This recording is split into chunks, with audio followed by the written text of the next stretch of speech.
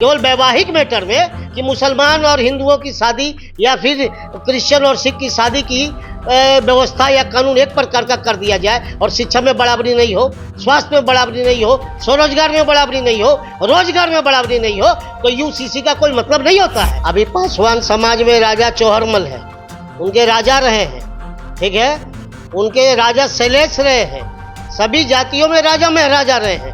केवल आपको कह देना कि सवर्ण ही राजा महाराजा रहे हैं, जमींदार है, गलतफहमी में है लोग। तो जब एक देश एक कानून की बात है तो भाई शिक्षा के क्षेत्र में भी लाओ, राष्ट्रीय छात्रवृत्ति नाम का एक छात्रवृत्ति बनाओ जो दलितों को भी मिले, पिछड़ा को मिले, अति पिछड़ा को मिले, सवर्णों को मिले, और राष्ट्रीय छात्रवृत्ति नामक छात्रवृत्ति हो, एक प्रकार का हो। हाँ, उसका इकोनॉमिकल कैटेगरी आप तय कर सकते हैं। ये जो SC ST एक्ट है, या तो इसको हटा दो या सवर्ण एक्ट भी बनाओ, पिछड़ा एक्ट भी बनाओ। आर्थिक उन्नति उनकी हो चुकी है, बौद्धिक उन्नति हो चुकी है, सामाजिक उन्नति हो चुकी है, फिर उसी के बच्चे को क्यों उसी रिजर्वेशन के दायरे से ले जाए, बाकी के लिए दरवाजा बंद कर दे, क्लोज कर दे कि आपको जाने का रास्ता नहीं है। केवल बीजेपी की बात नहीं कर रहा हूँ, देश में सवर्णों के हितैषी कोई पार्टी है ही नहीं, कोई पार्टी नहीं है। बीजेपी केवल सवर्णों के खिलाफ बोलती नहीं है, योजना तो वही कमोबेश है जो राजद के एजेंडा में सवर्णों के खिलाफ है, जो JDU के एजेंडा में सवर्णों के खिलाफ है, जो बसपा के एजेंडा में सवर्णों के खिलाफ है। एजेंडा लगभग कमोबेश वही है। यूनिफॉर्म सिविल कोड यानी समान आचार संहिता के पक्ष में या विपक्ष में जो लॉ कमीशन है उसके द्वारा आम जनता से, जो भारत के आम नागरिक है, उनसे सलाह मांगा गया था। और आज वो अंतिम तारीख है, आज वो अंतिम दिन है जिस दिन UCC को लेकर एक आम व्यक्ति अपनी अभिव्यक्ति की आजादी का उपयोग कर सकता है। अब यूनिफॉर्म सिविल कोड है क्या? जैसा केंद्र सरकार बता रही है, खुद प्रधानमंत्री नरेंद्र मोदी कह रहे हैं कि एक देश में एक ही कानून होना चाहिए। 140 करोड़ की आबादी है और सभी धर्म, सभी जाति, सभी संप्रदाय, सभी समाज के लोगों को एक तरह के कानून के अंतर्गत अब आ जाना चाहिए। इसकी मांग देश की आजादी के समय से उठ रही थी। कई प्रधानमंत्री, कई राष्ट्रपति ने इस मुद्दे पर बोला, सुप्रीम कोर्ट भी इस पर कई बार टिप्पणी कर चुकी है। सवर्ण मोर्चा के राष्ट्रीय अध्यक्ष संदीप सिंह जी हमारे साथ मौजूद हैं, इनसे हम चर्चा करेंगे यूनिफॉर्म सिविल कोड को लेकर कि यूनिफॉर्म सिविल कोड दरअसल किस मायने में सरकार इसे लागू कर रही है। क्या ये लागू करने से सभी धर्म, सभी संप्रदाय, सभी जाति के लोगों को समान हक, समान अधिकार और समान ड्यूटीज के तहत बांधा जा सकेगा? क्या कहना है संदीप जी? आज अंतिम दिन है और यूनिफॉर्म सिविल कोड, समान आचार संहिता, 140 करोड़ की आबादी है, इतनी बड़ी आबादी और उसको एक कानून में बांधना।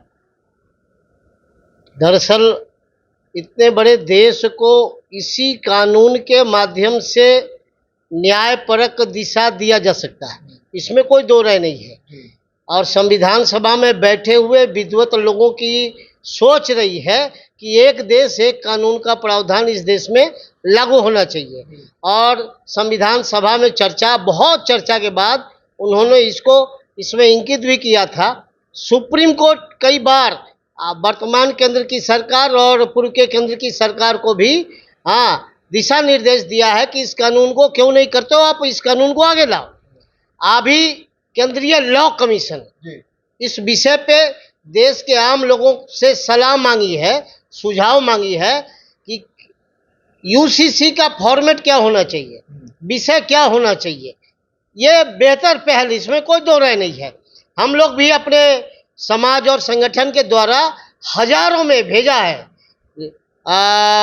ईमेल से भी भेजा गया है, पत्रक भी भेजा गया है, फोन का भी जो मैसेज वाला मामला है उस मामले में भी हम लोग रेगुलर लगे हुए हैं।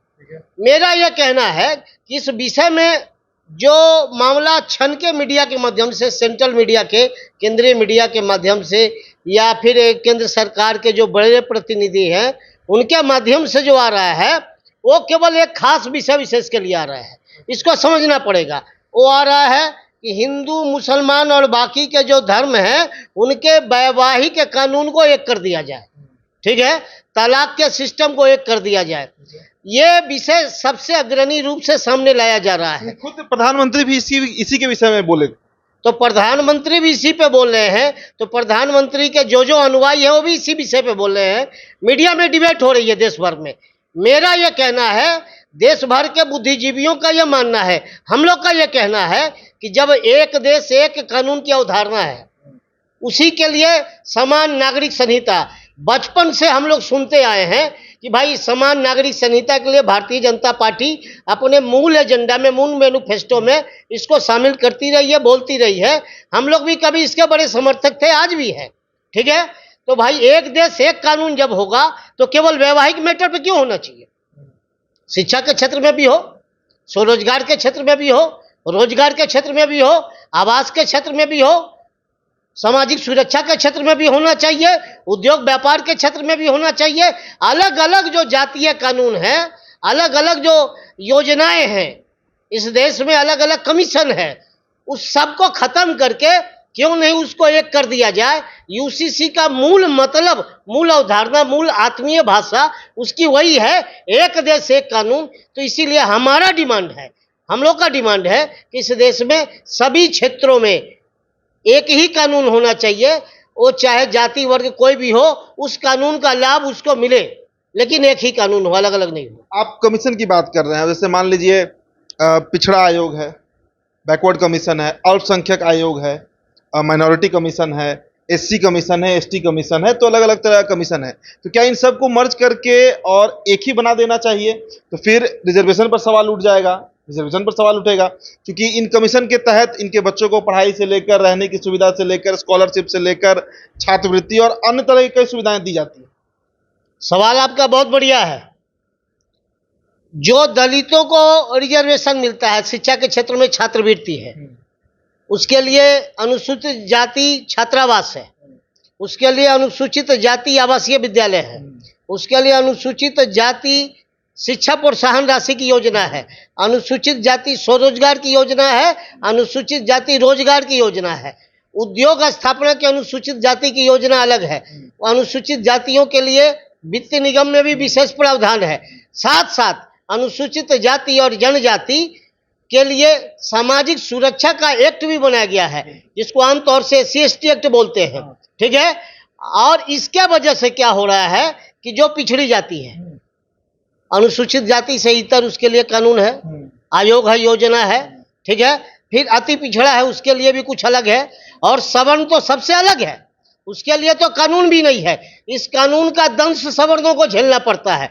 तो जब एक देश एक कानून की बात है तो भाई शिक्षा के क्षेत्र में भी लाओ, राष्ट्रीय छात्रवृत्ति नाम का एक छात्रवृत्ति बनाओ, जो दलितों को भी मिले, पिछड़ा को मिले, अति पिछड़ा को मिले, सवर्णों को मिले, और राष्ट्रीय छात्रवृत्ति नामक छात्रवृत्ति हो, एक प्रकार का हो। हाँ, उसका इकोनॉमिकल कैटेगरी आप तय कर सकते हैं, गरीबी उन्मूलन के लिए ही ना योजनाएं हैं, तो भाई उसका इकोनॉमिकल कैटेगरी आप तय कर दो कि इस कैटेगरी के नीचे जितने भी रहने वाले हैं, वो दलित, पिछड़ा, अति पिछड़ा, सवर्ण, सभी को एक समान की छात्रवृत्ति मिलेगी, एक समान का छात्रावास का सुविधा मिलेगा, आवासीय विद्यालय की सुविधा मिलेगी, उसको शिक्षा प्रोत्साहन राशि मिलेगी।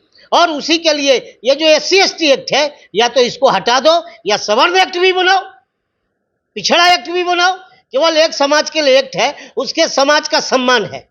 मान लिया सरकार के नजर में उसके समाज का सम्मान है, उस सम्मान पर ठेस नहीं लगना चाहिए, तो हमारे समाज का सम्मान नहीं है, उस पर ठेस नहीं लगनी चाहिए। उस पर जो ठेस लग रही है उसका दर्द होना चाहिए कि नहीं होना चाहिए? ये पिछड़ों के साथ भी खेल है, ये फर्क है, इसको खत्म करना चाहिए। राष्ट्रीय छात्रवृत्ति हो, राष्ट्रीय छात्रावास हो, राष्ट्रीय आवासीय विद्यालय हो, राष्ट्रीय वित्त निगम विकास निगम हो, और राष्ट्रीय एक्ट भी बना सकते हो आप। इस अवधारणा के साथ चलने की जरूरत है। एक सवाल है, आपने एक शब्द का प्रयोग किया, सिर्फ गरीबी उन्मूलन ही सरकार का उद्देश्य है, लेकिन जिस तरीके से अभी काम हो रहा है, सिर्फ गरीबी उन्मूलन नहीं, सामाजिक उन्मूलन भी एक बड़ा उद्देश्य है। और जो समाज, जैसा कहा जाता है कि कई सैकड़ों वर्षों से, हजारों वर्षों से जिन्होंने दंड सहा, जिनके ऊपर अपराध किया गया, जिन्हें शोषित किया गया, उनके सामाजिक उन्मूलन का भी तो ध्यान रखना होगा। नहीं, ये एक मानसिक विचारधारा तय की गई है। आप इतिहास के पन्नों को पलट कर देखिए। अभी पासवान समाज में राजा चौहरमल है, उनके राजा रहे हैं। ठीक है, उनके राजा शैलेश रहे हैं, सभी जातियों में राजा महाराजा रहे हैं। केवल आपको कह देना कि सवर्ण ही राजा महाराजा रहे हैं, जमींदार है, गलतफहमी में है लोग। ठीक है, आज भी जमीन सभी जातियों के पास में, यादवों के पास बहुत जमीन है, कुर्मी समाज के पास जमीन है, कुशवाहा समाज के पास जमीन है, ठीक है, दलितों में पासवान बहुत मजबूत हो चुका है, आपको जो रविदास समाज है बहुत मजबूत हो चुका है, पासी समाज है पिछले 70 साल से सरकारी सुविधाओं में आगे आगे चल रहा है, वो बहुत मजबूत हो रहा है। उसमें डीएम, एसपी, ठीक है, आईएएस, आईपीएस, आईएफएस, बीपीएससी की जितनी परीक्षाएं हैं उसमें उसका जगह रिजर्व है, उसके लोग जा रहे हैं, पदाधिकारी कर्मचारी बन रहे हैं। आर्थिक उन्नति उनकी हो चुकी है, बौद्धिक उन्नति हो चुकी है, सामाजिक उन्नति हो चुकी है, फिर उसी के बच्चे को क्यों उसी रिजर्वेशन के दायरे से ले जाए, बाकी के लिए दरवाजा बंद कर दे, क्लोज कर दे कि आपको जाने का रास्ता नहीं है, ये तो गलत है ना। फिर एक देश एक कानून कहाँ हुआ? केवल वैवाहिक मैटर में कि मुसलमान और हिंदुओं की शादी या फिर क्रिश्चियन और सिख की शादी की व्यवस्था या कानून एक प्रकार का कर दिया जाए और शिक्षा में बराबरी नहीं हो, स्वास्थ्य में बराबरी नहीं हो, स्वरोजगार में बराबरी नहीं हो, रोजगार में बराबरी नहीं हो, तो यूसीसी का कोई मतलब नहीं होता है। इस पर विचार करना चाहिए और सरकार के नुमाइंदे को भी मैं कर रहा हूँ, ये भूल नहीं किया जाना चाहिए। यूसीसी के साथ, समान नागरिक संहिता के साथ एक बड़ा खिलवाड़ होगा। इस देश में जो करोड़ों लोग इस सोच के साथ बीजेपी के साथ रहे हैं या देश के साथ चाहते हैं इस कानून को लागू किया जाए, अगर इस प्रकार से कानून लागू नहीं हुआ, केवल वैवाहिक मैटर तक रहा, तो बहुत अंदर खाने का आक्रोश पैदा होना तय है। इस बात को मान के चलिए। आपको लग रहा है कि बीजेपी इस तरह कुछ सोच रही होगी? जो कि बीजेपी के एजेंडा में तो फिलहाल सबसे, आप देखिए ना, सांसदों की संख्या देख लीजिए तो 303 सांसद अगर बीजेपी के हैं तो इसमें 207 सांसद पिछड़े समाज से आते हैं, पिछड़े दलित हैं। जितने राज्य में प्रदेश अध्यक्ष हैं उनमें 2/3 पिछड़े हैं, देश का प्रधानमंत्री पिछड़ा है, देश का गृह मंत्री पिछड़ा है, देश की राष्ट्रपति आदिवासी समाज से आती है। तो इस स्थिति में आपको लग रहा है कि इस मुद्दे पर जिसको आप बोल रहे हैं उसको छेड़छाड़ बीजेपी करना चाहेगी? केवल बीजेपी की बात नहीं कर रहा हूं, देश में सवर्णों के हितैषी कोई पार्टी है ही नहीं, कोई पार्टी नहीं है। बीजेपी केवल सवर्णों के खिलाफ बोलती नहीं है, योजना तो वही कमोबेश है जो राजद के एजेंडा में सवर्णों के खिलाफ है, जो जेडीयू के एजेंडा में सवर्णों के खिलाफ है, जो बसपा के एजेंडा में सवर्णों के खिलाफ है। एजेंडा लगभग कमोबेश वही है। बीजेपी केवल सवर्णों के खिलाफ जहरीली बातें बोलती नहीं है, कभी कभी बोला तो उसका प्रतिफल भी मिला है, लेकिन हमको तो बराबरी चाहिए ना। हम भी इस देश में बड़ी आबादी है और राष्ट्रवादी समाज के लोग रहे हैं, इतिहास में हम लड़े हैं, अंग्रेजों के खिलाफ लड़े हैं, मुगलों के खिलाफ लड़े हैं, इस देश को बचाया और बनाया है। तो भाई एक देश एक कानून का संविधान सही तरीके से लागू करो, हमको भी बराबरी का हक अधिकार सभी क्षेत्रों में मिलना चाहिए। यूसीसी में ये हमारा मांग है, जोरदार मांग है कि देश की सरकार इस पे समुचित विचार करे, खुला विचार करे। अगर समान नागरिक संहिता में इस विषय पे विचार नहीं हुआ और उस कानून को अगले सत्र में लाया जाएगा, पास हो सकता है, पास करवा लिया जाएगा, तो देश में कानूनी माध्यम से हमारे खिलाफ, इस राष्ट्रवादी समाज के खिलाफ एक बड़ा खिलवाड़ है, देश के साथ भी एक बड़ा खिलवाड़, इसमें कोई दो राय नहीं। चलिए देखिए, तो अलग अलग तरह की राय है यूसीसी को लेकर, और अगर तार्किक तौर पर सोचा जाए तो ये सही बात है कि 140 करोड़ की आबादी है, उसको अगर आप एक कानून के तहत डालना चाहते हैं तो जितने भी सरकारी स्कीम्स हैं, सरकार के द्वारा चलाए जाने वाली योजना है, सरकार के द्वारा दी जाने वाली राशि, वो हर समाज को बराबर मिले, चाहे कोई भी समाज हो, चाहे वो दलित हो, पिछड़ा हो, अति पिछड़ा हो, सवर्ण हो, हिंदू हो, मुसलमान हो, सिख हो, पारसी हो, जैन हो, या फिर और भी कोई हो जो इस देश में रह रहा है। आपकी क्या प्रतिक्रिया है संजीव सिंह की बातों को लेकर? हमारे कमेंट सेक्शन में आप छोड़ते जाइएगा। मेरा नाम उदीप तारण है, बहुत बहुत शुक्रिया।